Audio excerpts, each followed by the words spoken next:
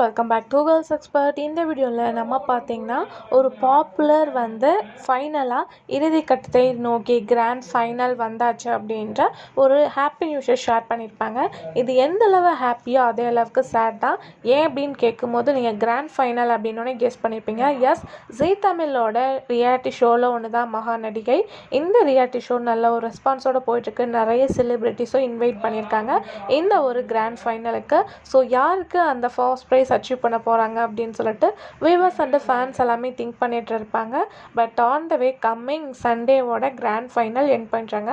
அதை ரீப்ளேஸ்மெண்ட் பண்ணி கம்மிங் மகா நடிகை சீசன் 2 ஆன் த வேல வந்துட்டுருக்கு.